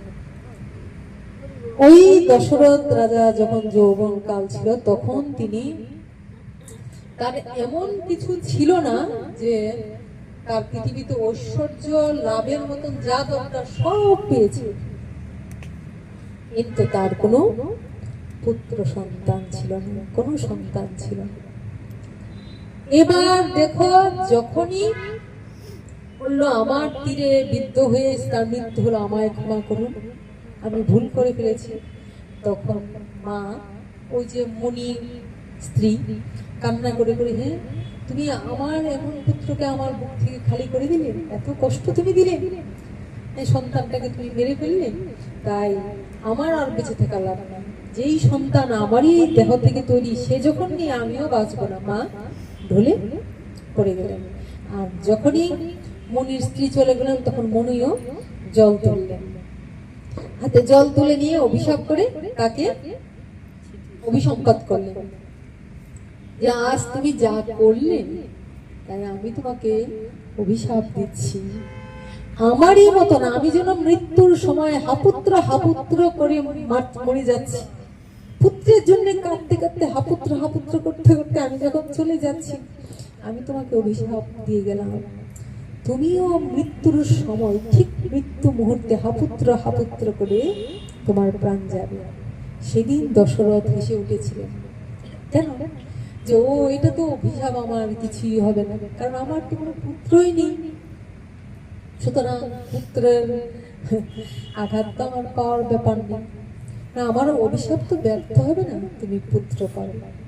এবার পুত্র পেল একজন না, দুইজন না, তিনজন নয়, চারজন, চারটে পুত্র পেল, কিন্তু যেই পুত্র দ্বারাই তার কষ্ট হবে তিনি সেই ভগবান রামচন্দ্র, তাকে ভালোবেসে বেসে তার প্রাণ আর তার দেহে নাই, তার প্রাণটা ওখানে এত ভালোবাসে, একটু ফুটে তার নয়ন মনি তার চোখের বাইরে, সে তাকে একটু কল্পনা করতে পারে না। সেই রামকে ভালোবেসে রামের জন্য এত পাগল, যখন জানতে পারলো রাম অভিষেক করবে, রাজা করবে, সিংহাসনে বসাবে, কিন্তু বসানো হলো না। সেই কইকি মাতার চক্রান্ত, রামকে বনবাস দেওয়া হলো।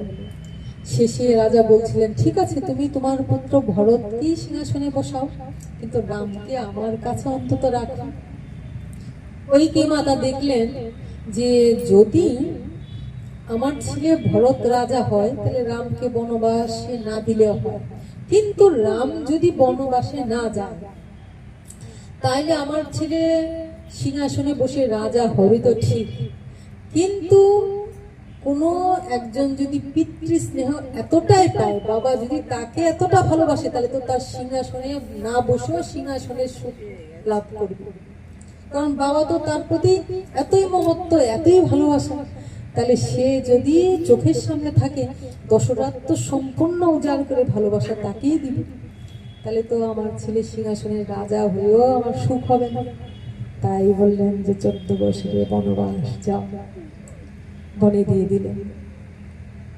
সব ঘটনা দেখো কেমন করে ঘটে, যেই দিলেন তাকে বনে, আর তখন তো আর সহ্য করতে পারছেন না, কান্না শুরু করে দিলেন, আর হাপুত্র হাপুত্র হাপুত্র করছেন, আর এদিক থেকে বলছেন আমি কি দেখছি, দুই চোখে আমার ভাসছে যে আমি যে এই মুনি পুত্রকে হত্যা করেছিলাম, মুনি যে আমাকে অভিশাপ দিয়েছিলেন সেই মুনির চেহারাটাই ভাসছে, মুনির পুত্রের চেহারাটাই ভাসছে, মানে মৃত্যু তার চোখের সামনে ভাসছে।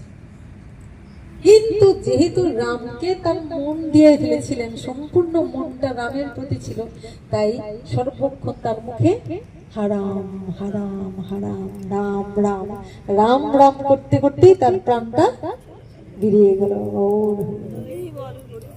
এখানে কথা হলো, এই যে নন্দ যশোদা এত কষ্ট স্বীকার করো, হ্যাঁ এত যন্ত্রণা নিয়েও সাধন করলেন, বেঁচে রইলেন 100 বছর, কিন্তু রামের পিতা সেই ভগবানের পিতা হয়ে দশরথ, এত কিছুর অধিকারী হয়ে দশরথ মাত্র 12 বছরের জন্য রামকে বনবাস দিয়ে বাঁচতে পারলেন না কেন? দেখালেন ভগবানের পিতা হলো কর্ম কখনোই কাউকে ক্ষমা করে না। তাই এমন একটা ভুল করেছিল, যেই ভুলের কারণ মানে ওই পুত্র রামের মধ্যে দিয়েও সেই কষ্টটা পেল। কিন্তু যেহেতু সে রাম ভগবান, তাই ভগবানকে হৃদয়ে ধারণ করার জন্য অন্তিমে সে ভগবত ধামে প্রাপ্ত হল। কিন্তু যে কর্মটা করেছিল ওই কর্মটার জন্য মৃত্যুর সময় ওই কষ্টটা পেল। হাপুত্র হাপুত্র করতে করতে, হারাম হারাম করতে করতে, রামকে দেখতে দেখতে, রামের স্মৃতিগুলি চোখে ভাসতে ভাসতে তার প্রাণ বেরিয়ে গেল। তাহলে কোনটা সেখানে দেখা যায় উত্তম কোনটা? যে রাম রাম করে তার উদ্ধার হয়ে গেল, মৃত্যু হয়ে গেল, ঠিক আছে, ওটা ভালো। কিন্তু হারাম হারাম হা কৃষ্ণ করতে করতে মরে না গিয়ে বেঁচে থেকেও যে মৃত্যু সমান কষ্ট পাচ্ছে, সেই তো উত্তম। কারণ সে তো ভজন করতে পারছে, যতটা দিন বেঁচে থাকছে ততটা দিন তার জন্য চোখের জল ফেলতে পেরেছে, সেটাই উত্তম নয়? কারণ বেঁচে থেকেই তো ভজন করতে হবে। দেখালেন কর্ম আমাদের এমন, তাই কর্ম করো সাবধানে। জয় রাধে। তাহলে আমাদের মৃত্যু আমাদের কিভাবে হবে আমরা কিন্তু কেউ জানি না, কিন্তু আমাদেরকে একটু কর্মগুলি অন্তত, যে এমন কোনো কর্ম যেই কর্মটার দ্বারা কারো বিরাট ক্ষতি হয়ে যেতে পারে এমন কিছু করা উচিত না। আর কাউকে কোনো উপকার করলে সেই উপকারের বিনিময়ে কোনো কিছু প্রত্যাশা করা উচিত নয়, যে একটা করলাম, করার বিনিময়ে আমি যেন কিছু পাই, ওই আশাটা ত্যাগ করতে হবে, তবেই সেই সেবাটা ভগবতময় হয়ে যাবে। জয় রাম। যাই হোক, তো গজেন্দ্র মুখ্যম লীলা একটুখানি বলি। তো ভগবানকে ভালোবাসার যে ফল, এই যে রাম যেহেতু তার সুকৃতি ছিল, পুণ্য ফল ছিল, তাই ভগবানকে পেলেন এবং রাম রাম করে তার মৃত্যু হলো, অন্তিমে তার গতি ভালো হলো, তাই না? এবার দেখাচ্ছে, দেখো ভক্ত কেমন হয়। ভক্ত কেমন হয়? একটা হাতি, বিশালকার একটা হাতি বনে থাকে, ত্রিকুট পর্বতের কাছে অবস্থান করে একটা হাতি। যাই হোক, ওই হাতির স্ত্রী আছে, হাতির বেশ কয়টা সন্তানও আছে, ওদেরকে নিয়ে সে বনের মধ্যেই থাকে, হ্যাঁ, খায়, আহার করে, বিহার করে, ঘুরে বেড়ায়। একদিন কি হলো আমাদের দেখাচ্ছে, এটার মধ্যে একটা তত্ত্ব আছে, এটা বলে রাখবো। ওই হাতিটা আর সন্তানকে নিয়ে, স্ত্রীকে নিয়ে ঘুরে বেড়ায়। গজেন্দ্র মুখ্যম লীলাটা বলছি। হাতি তার স্ত্রীকে নিয়ে, সন্তানদের নিয়ে ঘুরে বেড়ায়। এবার ঘুরে বেড়াতে বেড়াতে সন্তানদের ভালোবাসে, স্ত্রীকে ভালোবাসে। মানুষ যেমন ভালোবাসে, পশুরাও তো তাদের সন্তানকে ভালোবাসে গো।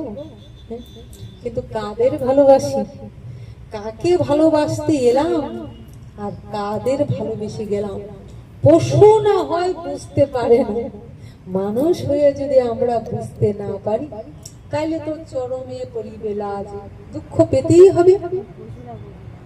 তাই বলেছে, কাকে তুমি পুত্র মনে করো, কাকে তুমি কন্যা মনে করো, কাকে তুমি স্বামী মনে করো, কাকে স্ত্রী মনে করো, কাকে ভাই বন্ধু মাতা পিতা মনে করো, সবই যে অভিনেতা আর অভিনয়।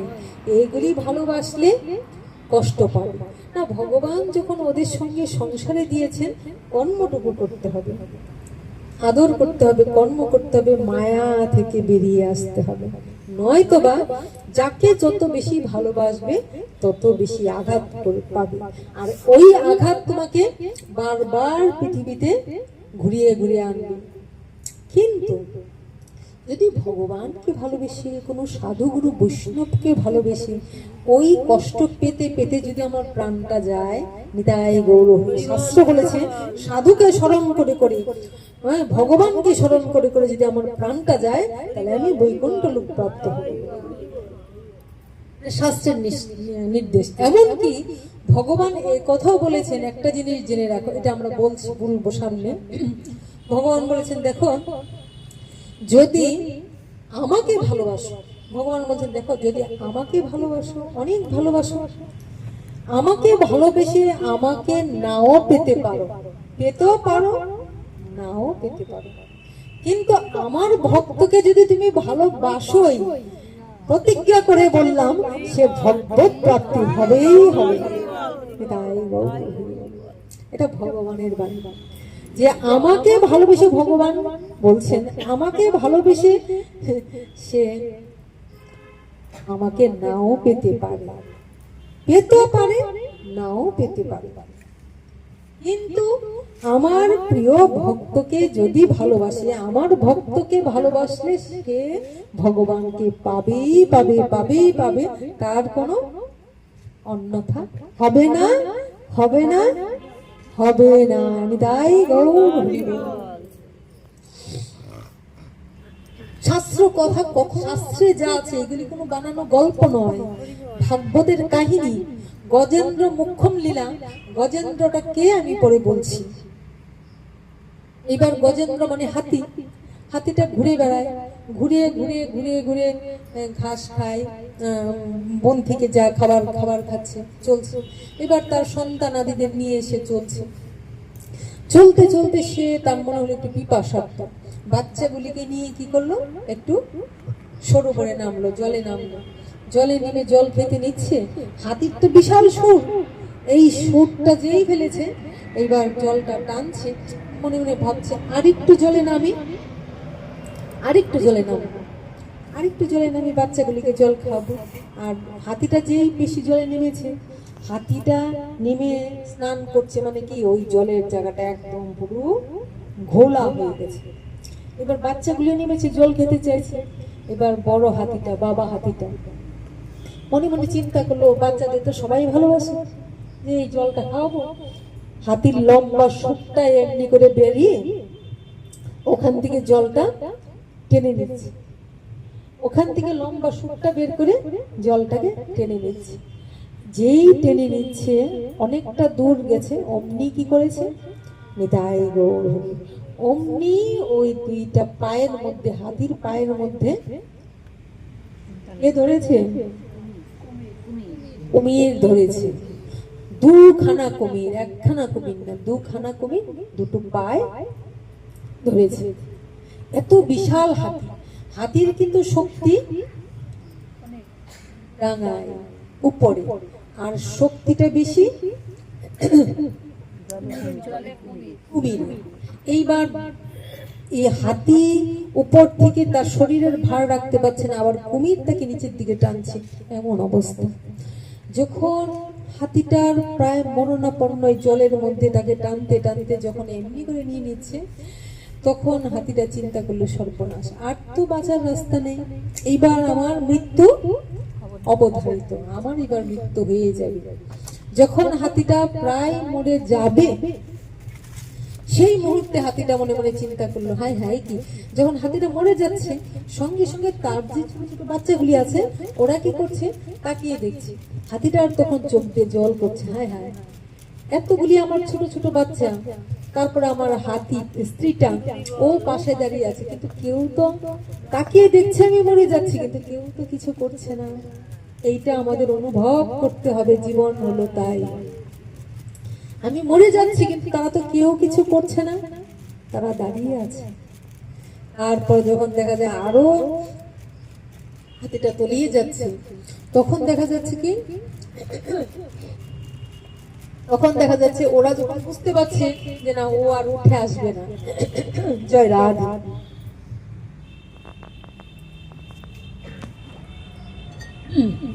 প্রতিদিনের বাড়ি থেকে আসি সময় করে, আজকে 8 ঘন্টা করে শেষ হয়েছে, চলে যাবে। তারপরে বলতে গিয়ে আর থামাতে পারি না। জয় রাধে।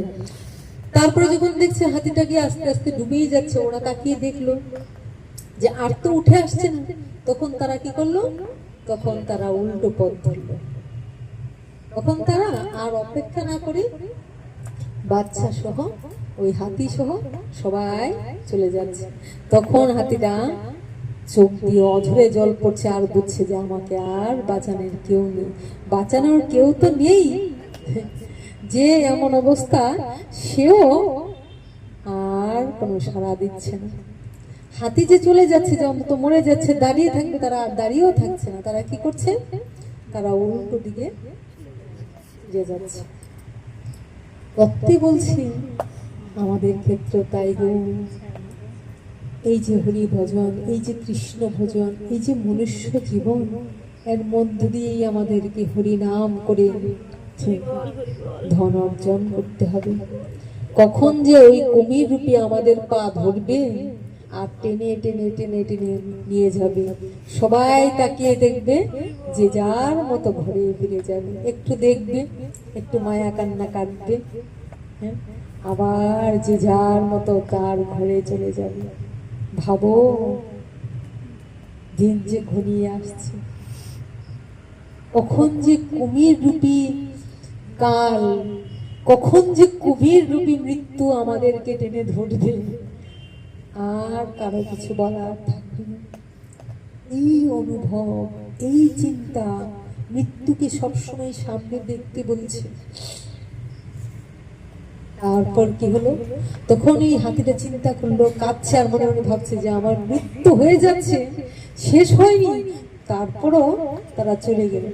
এটা ভেবে তখন চোখ বন্ধ করে, এই চোখ বন্ধ করে মনে মনে ভাবছে, আর তো আমার কোনো বাঁচার রাস্তা নাই, আমি তো মরেই যাচ্ছি, ডুবে গেছে, সুর সহ ডুবে গেছে। তখন যখন তাকিয়ে দেখছে সবাই চলে গেল, আমি আছি, আমিও মরে যাব, তখন তার হঠাৎ করে মনে পড়ল, যার কেউ নাই তুমি আছো তাই, অগতির গতি মধুসূদন। যখন তার মনে পড়ে গেল, আর তো কেউ আমাকে রক্ষা করতে পারবে না, আমি তো শেষই হয়ে যাচ্ছি, তখন সে তো আর মানুষের মতন ডাকতে পারে না গো, মানুষের মতন তার কথা বলতে পারে না।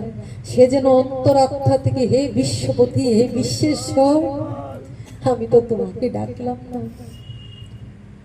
কল্পনা করো, ভাবো, আমরা মানুষ হয়ে হাতির ন্যায় জীবন কাটিয়ে গেলাম, কত কিছু করে গেলাম, হ্যাঁ, কিন্তু ওই মৃত্যুর কাছে আমরা ওই হাতিটার মতো অসহায় গো। এবার যখন এমন অবস্থা, তখন হাতিটা চিন্তা করলো যে আর তো কোনো উপায় নেই, হে বিশ্বেশ্বর, হে ভগবান। সে যেই স্মরণ করছে যে আমি তো তোমার ভজন করতে পারলাম না, আমি তো তোমার কোনো তপস্যা করতে পারলাম না, হে প্রভু আমি কিছুই করতে পারলাম না, এই চিন্তা করার সঙ্গে সঙ্গে গরুর বাহনে চড়ে ভগবান চলে এলেন। গরুরের পিঠে কে থাকে? গরুরের পিঠে কে থাকে? ভগবান বিষ্ণু। গরুর পিঠে করে যেই একদম তলিয়ে যাচ্ছে, ভগবান বিষ্ণু সেখানে এলেন। কিন্তু এসে যখন দেখছেন রথে, গরুর রথে যখন দেখছেন, অমনি এই গরুর রথে বসে যখন তিনি অপেক্ষা করছেন, আমার বোধহয় এই শেষ, গরুর রথ থেকে দেখতে পাচ্ছেন যে আমাকে তো আর তুলতে পারবে না, আমি তো ডুবেই যাচ্ছি, আমি তো শেষ হয়ে যাচ্ছি। ভগবান গরুর রথ থেকে দেখছেন আমার ভক্ত, গরুরকে বলছে, আরে গরুর কি করছো? গরুর রথ থেকে সে নামছে, আর ভগবান গরুরকে বলছে, আরে গরুর তুমি কি করছো? আমার ভক্ত ডুবে মরে যাচ্ছে আর আমাকে ডাকছে, আমি কি করে বসে থাকি? তাড়াতাড়ি করো না, আমার ভক্তের কাছে তাড়াতাড়ি নিয়ে চলো না, আমার ভক্ত আমাকে ডাকছে আর আমি গরুরে বসে ভক্তের কাছে পৌঁছতে পারছি না, আমাকে নিয়ে চলো ভক্তের কাছে, তাড়াতাড়ি করো। তার মানে ভগবান কত দয়াময়, ভগবান কত করুণাময়, তাকে ভালোবেসে ডাকলে ভগবানও তার কাছে আসেন। শুধু ভালোবাসা চাই, ভক্তি চাই, ভক্তি দিয়ে ভালোবাসা দিয়ে ডাকলে আমরা কতটা তার জন্য কাঁদি, ভগবানও কাঁদে। আমরা কতটা ভগবানের কাছে যেতে চাই, ভগবানই ভক্তের কাছে চলে আসে। আমরা ভগবানের কাছে যেতে পারি, শক্তি আছে, আমরা ডাকার মতো ডাকতেও পারি না। এইটুকু ডাকলেই ভগবান আমার দুয়ারে এসে হাজির হয়। যে ভগবান গরুরকে বলছেন, ওইদিকে লক্ষ্মী, বিষ্ণুর স্ত্রীকে লক্ষ্মী, লক্ষ্মী বলছেন, আমার প্রভু আমার প্রভু ভক্তের ডাকে গরুকে ছুটিয়ে নিয়ে চলছে, আমার ভক্ত ডুবে গেল, তাড়াতাড়ি নিয়ে চল। আমি কি করব? আমি তো আমার প্রভুর চরণে ঐশ্বর্য দিয়ে বসে থাকি। এখন তো এই ভক্তকে ঐশ্বর্য দিতে পারবো না। লক্ষ্মী কি করলেন? ওখান থেকে লক্ষ্মীর হাতে কি থাকে? পদ্ম। পদ্ম ছুড়ে দিলেন। গৌর হরি বল, নিতাই গৌর হরি। লক্ষ্মীর হাতের পদ্মটা ছুড়ে দিলেন, এসে পড়লো হাতির সামনে। হাতি এই ফুলকানাকে ধরে, লক্ষ্মীর আশীর্বাদের পুষ্ট ফুল, সেই ফুলটা তুলে তার সুরটা দিয়ে, প্রভু আমি তো সারা জীবন কিছু করতে পারিনি, ওই ফুলখানা তোমার চরণে দিলাম। অমনি আমার প্রভু কি করলেন? গরুর থেকে টান মেরে তাকে তুলে নিয়ে চলে গেলেন। গরুর হলো, আর তার মৃত্যু হলো না। এই হলো ভগবানের লীলা, এই হলো ভগবানের কৃপা। তিনি এমন কৃপাময়, কিন্তু আমরা তাকে ভালোবাসতে পারি না, আমরা তাকে ডাকতে পারি না। যদিও বা ডাকি, স্বার্থের কারণে ডাকি। ভগবান বলছে, আরে স্বার্থে পড়ে বিপদে পুরো আমায় ডাকো, তবুও আমি কৃপা করবো। যেই ফুলকানা দিলেন, ভগবান গরুর থেকে ঝাঁপ মেরে, মানে অপেক্ষা করতে পারছেন না, গরুর যে দেরি করছেন, গরুর এই পিঠের থেকে ভগবান ঝাঁপ মেরে পড়ে তার ভক্তকে তুলে গরুর পিঠেও তুলে নিয়ে চলে গেলেন। ওই ভক্তটা কে জানো? ওই হাতি ভক্তটা কে জানো? ওই ভক্তটা হলেন ওই ইন্দ্রদম্য রাজা। যেই ইন্দ্রদম্য রাজা কি মাসির বাড়ির অনুষ্ঠানটা হয়, রাজা জগন্নাথকে যিনি করেছিলেন, তাহলে ভাবো এমন এহেন ভক্ত ইন্দ্রদম্য রাজা, যিনি ভগবানের সাক্ষাৎ পেয়েছিলেন, সেও অভিশপ্ত হয়ে হাতি জন্ম নেয়। আর আমরা মানুষরা কত অপরাধ করি, কত ভুল করতে পারি। আমরা কোথায় যাব আমরা কি জানি? এহেন ভক্ত, যে ভগবানের ভক্ত, তাকেও কিনা পশু হাতি জন্ম নিয়ে কুমিরের খপ্পরে পড়তে হলো। কিন্তু ভগবান আবার তাকে রক্ষা করলেন। মানে ওইটা দিয়ে আমাদের জানাচ্ছে যে অপরাধ করো না। বিশেষ করে সাধু গুরুর চরণে যদি আমরা অপরাধ করি, সব অপরাধের ক্ষমা যদিও বা হয়, সাধু গুরু বৈষ্ণব চরণের অপরাধের কোনো ক্ষমা নাই, ক্ষমা নাই, ক্ষমা নাই। আর ভগবান বলেছেন, অহং ভক্ত পরাধীন, আমি ভক্তাধীন। আমাকে ভালোবাসলে তুমি আমাকে পেতেও পারো, নাও পেতে পারো, কিন্তু আমার ভক্তকে যদি ভালোবাসো, তাহলে তুমি আমাকে পাবেই পাবে। আজ নয় কাল তুমি আমার দর্শন পাবেই পাবে। কত বড় আশ্বাস ভগবানের। তো ওইগুলি শ্রবণ করলে আমাদের চিত্ত মার্জিত হবে, আমরা ভগবত ধামে যেতে পারবো, নিজে শুধরাতে পারবো। আচ্ছা, এবার যে ভগবান দেখালেন যে আমাকে ভালোবাসলে আমাকে পেতেও পারো, নাও পেতে পারো, কিন্তু আমার ভক্তকে ভালোবাসলে সে আমাকে পাবে। ভক্তকে ভালোবাসলে তো তাকে পাবে, কিন্তু ভক্তকে যদি ভালো নাও বাসে, দুষ্ট হয়েও যদি তাকে ধরে থাকে, তারপরও সে ভগবানের দর্শন পাবে। ওই যে কুমিরখানা, ভগবানের ভক্ত হাতির চরণ ধরে রেখেছিল, নিতাই গৌর হরি, সঙ্গে সঙ্গে কুমিরও উদ্ধার হয়ে গেল। যেহেতু ভগবানের ভক্তের চরণ ধরেছিল, ভগবান এত কৃপাময়, চিন্তা করলেন আমার ভক্তের চরণ ধরেছে, তাহলে তাকেও উদ্ধার করে দিন। ওই কুমিরকেও উদ্ধার হয়ে গেলেন। তাহলে তিনি দয়াময়, তিনি করুণাময়, তিনি সহজে ক্ষুব্ধ হন না। কিন্তু যদি তার ভক্তের উপর আঘাত করা হয়, তাহলে তিনি এমন ক্ষুব্ধ হন, তিনি বলেছেন আমার নিজেরও সাধ্য নাই। ভগবান স্বয়ং বললেন আমার নিজেরও সাধ্য নাই, যদি আমার ভক্তের দেশি হয়, ওরে পাপিষ্ঠ, তুই আমার সঙ্গে দেশ কর, মানে আমার সঙ্গে শত্রুতামি কর। ভগবান বলছেন ভগবানের সঙ্গে শত্রুতামি করো, ভগবানের সঙ্গে তুমি অন্যায় করো, তবু আমি ক্ষমা করে দেইনি। শিশুপালকে ক্ষমা করিনি, ভগবান বলছেন কংসকে উদ্ধার করিনি। পুতনা আমাকে বিষ মিশিয়ে, মাতৃস্তনে বিষ মিশিয়ে আমাকে হত্যা করতে আসছে, আমি তাকে উদ্ধার করে দিইনি, ভগবান বলছেন। কিন্তু ওরে পাপিষ্ঠ, যদি আমার ভক্তকে দেশ করিস, দেশ মানে হিংসা, যদি আমার ভক্তের সঙ্গে শত্রুতা করিস তবে আমারও সাধ্য নাই তোকে ক্ষমা করব। তাই আমরা দেখতে পাই কৃষ্ণ অবতারে তো আছেই, গৌর অবতার, কলিযুগের গৌর অবতার। চাপাল গোপালের নাম শুনেছ?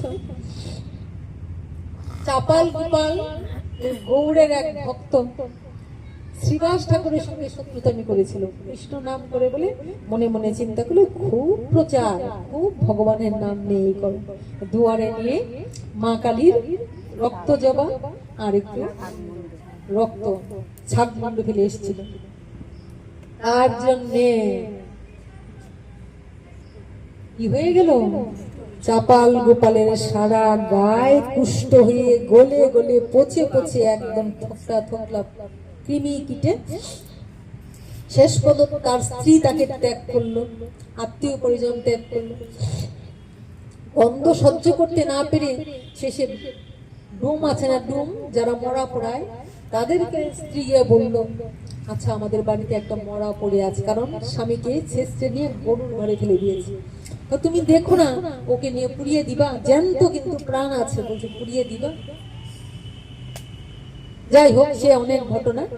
তারপরে দেখা গেল শেষে সে যখন সাধুর কৃপায় বিভিন্ন সাধুর কাছে চরণ ধরে ধরে ক্ষমা চাইলো, বহু জায়গায় ছুটলো, মহাদেবের কাছে গেলেন, আমায় ক্ষমা করো, আমায় উদ্ধার করো, তুমি তো অল্পতে তুষ্ট, অসুতুষ, মহাদেব আমায় ক্ষমা করো। বলছে আমার প্রভুর ভক্তের সঙ্গে শত্রুতামি করেছে, আমার প্রভু যখন ক্ষমা করেনি আমি কি করে ক্ষমা করব? মহাদেব করেননি। গঙ্গার কাছে গেলেন, গঙ্গা বলে সাবধান, আমি সব পাপ নিই কিন্তু তোর পাপ আমি নিতে পারবো না, প্রভুর ভক্তের সঙ্গে শত্রুতামি করেছিস, আমি তোকে পাপ মুক্ত করবো না, করলেন না। এমনি ভাবে সমস্ত দেবতারা যখন ত্যাগ করলেন, অবশেষে সাধুরা যেখানে স্নান করেন এখানে গিয়ে বসে রইলেন। ওখানে বসে থেকে বলছেন আমার কি গতি হবে, কোথায় যাবে? বলে যার কাছে অপরাধ করেছিস সে যদি ক্ষমা না করে তুই ক্ষমা পাবি। আরেকটা গতি আছে, কোথায় গতি? ওই নদিয়ায় গৌর সুন্দর আছে, সাক্ষাৎ গৌর হরি এদিকেই যায় স্নান করে, গৌর কাছে একবার যায়। যখন গৌর হরি যান তখন গৌর হরির চরণের কাছে এসে, প্রভু গো আমি বড় অপরাধ করেছি, ক্ষমা করো। গৌর তো ভগবান, গৌর কি বললেন? ওরে পাপিষ্ঠ, তোরে আমি নাহি উদ্ধারিব, কোটি জন্ম, এক জন্ম নয় কোটি জন্ম তোরে আমি ক্রীড়ায় খাওয়াইব। তোর গায়ে গায়ে থোকলা থোকলা এমন করে ক্রীড়া হবে, আমি তোকে ক্রীড়া দিয়ে খাওয়াবো। ওরে পাপিষ্ঠ, তোরে নাহি আমি উদ্ধারিব, কোটি জন্ম তোরে আমি ক্রীড়ায় খাওয়াইব, এক জন্ম না কোটি জন্ম। তুই এমন পাপ করেছিস, তুই আমার ভক্তের সঙ্গে দেশ করেছিস, ক্ষমা করলেন। তখন আবার বললেন কি আমি কি করব? গৌর তাকে উদ্ধারের পথ বলেন না, এত ক্ষুব্ধ হয়েছিলেন, মানে দেখালেন যে আমার সঙ্গে শত্রুতা করলে আমি ক্ষমা করেছি কিন্তু ভক্তের সাথে ক্ষমা করিনি। অবশেষে ভক্তরা বলেন যেখানে অপরাধ করেছে সেখানে যাও। তারপরে শ্রীবাসের চরণ তলে গিয়ে পড়লেন। যেই শ্রীবাসের চরণ তলে গিয়ে পড়লেন, আমি বড় ভুল করে ফেলেছি, আমি বড় অন্যায় করে ফেলেছি, ক্ষমা করো। অমনি শ্রীবাস যখন ক্ষমা করলেন তখন গৌর কৃপা পেল, গৌরও তাকে ক্ষমা করলেন। বোঝা গেল ভগবান এত বড় কৃপাময়, তিনি সব কিছু সইতে পারেন, কিন্তু তার ভক্তের সঙ্গে দেশ মানে হিংসা, তার ভক্তের সঙ্গে শত্রুতামি, ভক্তের সঙ্গে কোনো আচরণ খারাপ করলে সেটার জন্যে ভগবান কোনোদিন ক্ষমা করেন না। আজ এখানেই হরি কথা বিশ্রাম দিব। ইন্দ্রদুম্ন রাজা কি রাজা যে অভিশাপ পেয়ে হাতি হলো, কে অভিশাপ দিয়েছিল, কি কারণে, কি অভিশাপ? ইন্দ্রদুম্ন রাজাকে তার গুরুদেব অভিশাপ দিয়েছিলেন। তার গুরুদেব অভিশাপ দিয়েছিলেন মানে তিনি গুরুদেবকে সভা করতেন, কোনো একটা সময় অজান্তে গুরু অপরাধ মারাত্মক অপরাধ হয়ে যায়। কোনো একটা সময় তিনি ইন্দ্রদুম্ন রাজা কোনো একটা শৌখিন জায়গায় বসেছিলেন, আরামপ্রিয়। তো যায়নি তাই গৌর বাচ্চা কল্পতরু ভেষ্য কৃপা সিন্ধুভ্য পতিতানাং পাবনেভ্যো বৈষ্ণবেভ্যো নমো নমঃ।